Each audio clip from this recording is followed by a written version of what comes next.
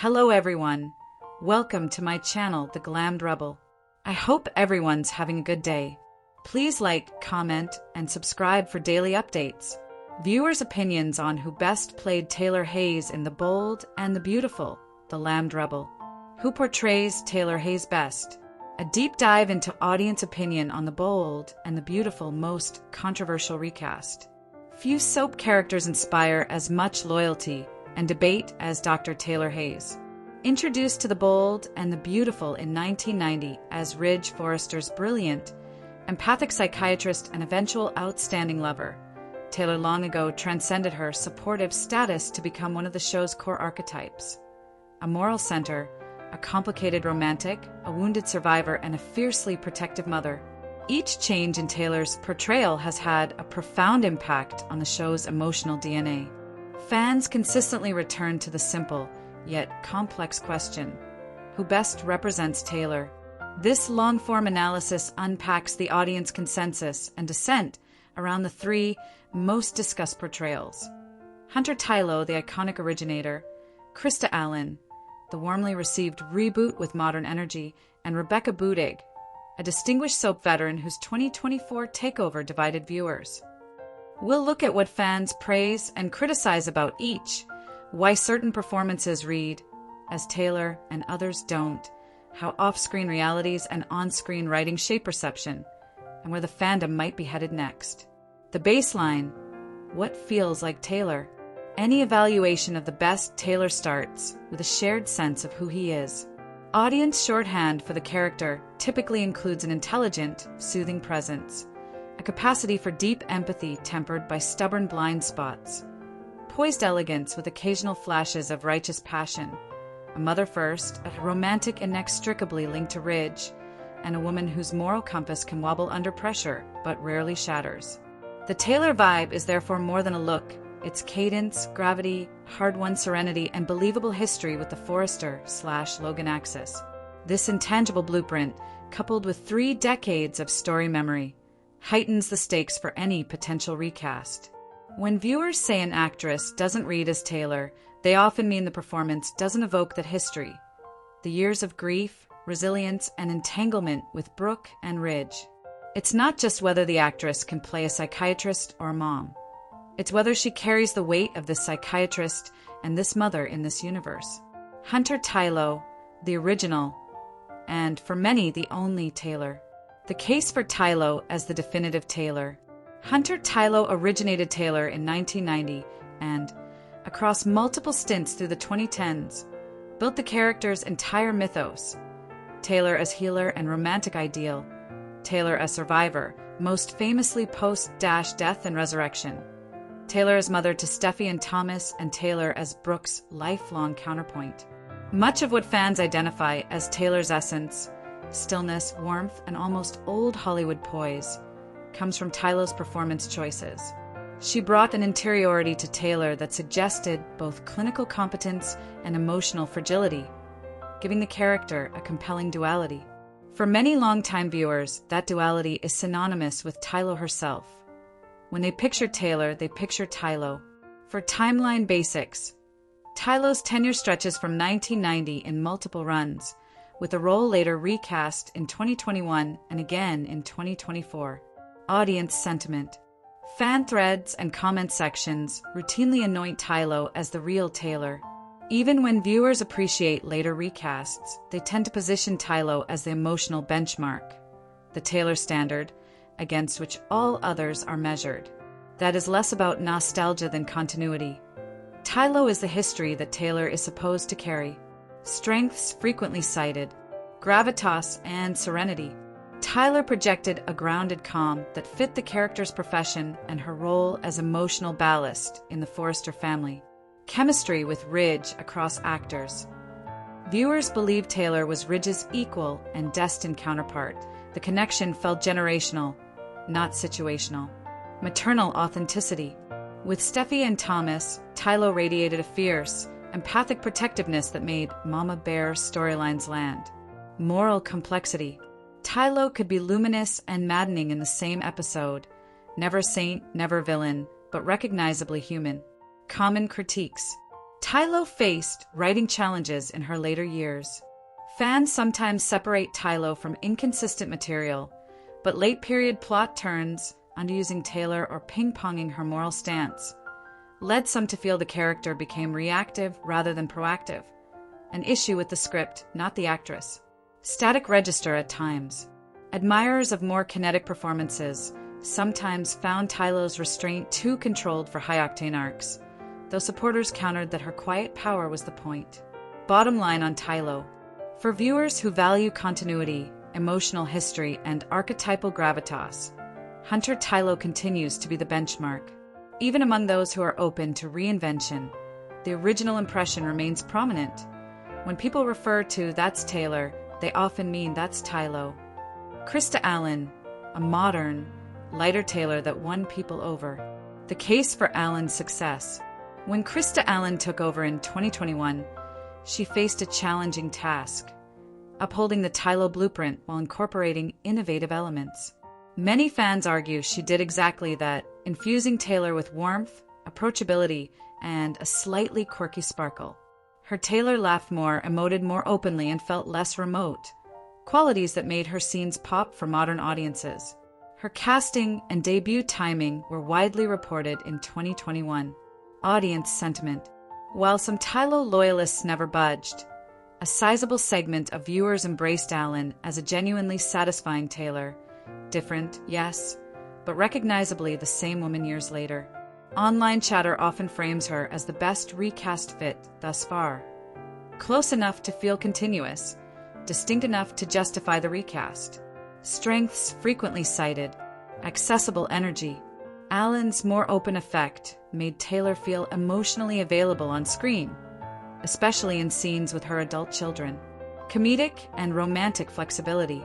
She could pivot from light banter to intense confession, broadening Taylor's tonal range.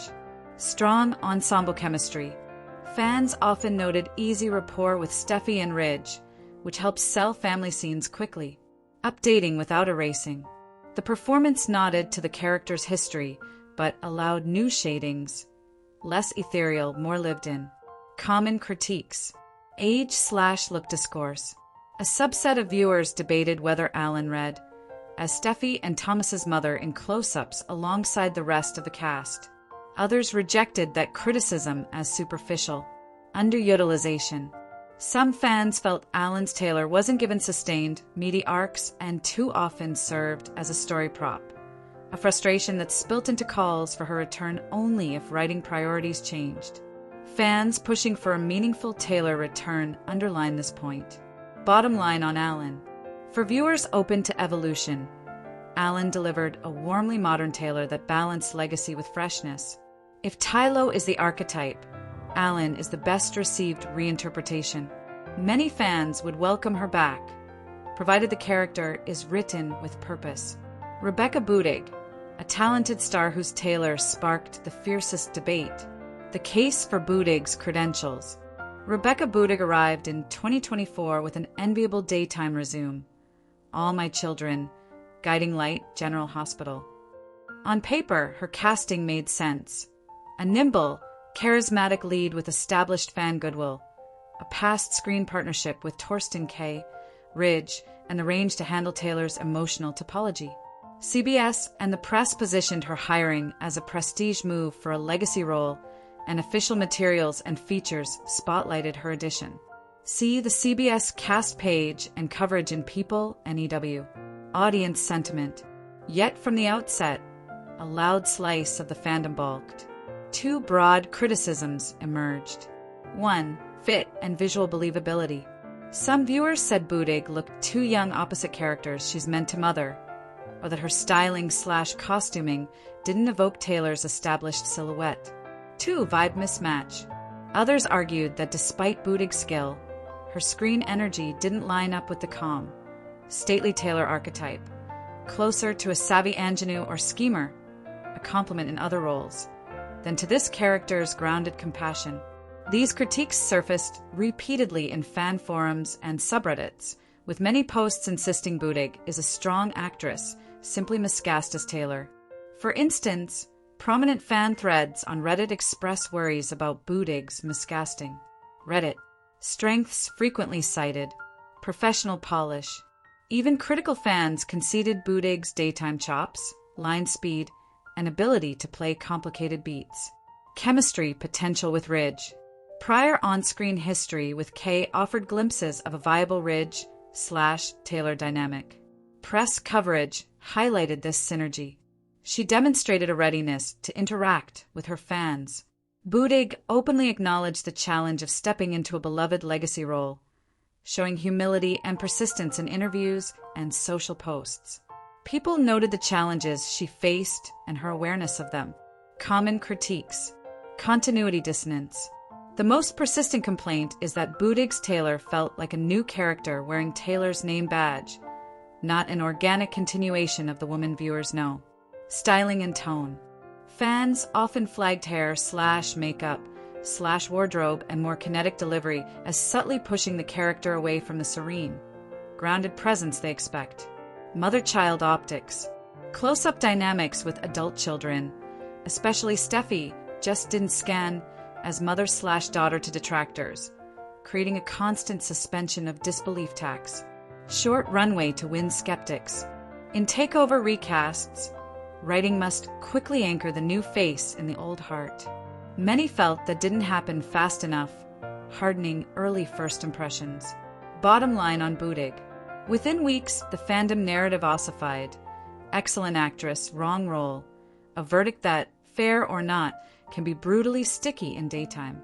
Boodig's supporters argue that performance and role can still be reconciled with time and tailored story beats. But the challenge becomes more challenging when the initial vibe check doesn't succeed. Boodig herself has acknowledged that legacy recasts may not convince all fans. The recast problem in daytime. Why this one is so hard. Recasting is part of soap's lifeblood. Longevity demands it. But certain roles resist substitution because the original performance created the character's shared language. Taylor is one of those roles. When you replace an avatar of memory, the new editorials, voice, tempo, micro-expressions can feel like swapped organs in a living body. Even skilled actors can trip the audience's uncanny valley if their energy contradicts what viewers believe the character is. Two external forces intensify this effect. 1. Writing and direction. If scripts fail to provide continuity beats, such as explicit callbacks, quiet mother/child scenes that allow history to unfold, and moral dilemmas uniquely framed by Taylor, the audience lacks a bridge to navigate. Plot, not character, drowns the recast. 2. Styling and blocking. So much of Taylor's aura is visual grammar. Classic lines, soft but sophisticated palettes, and physical stillness that suggests clinical authority. Styling and framing choices that over-youthify or over-energize can work against the performance, no matter how committed the actress.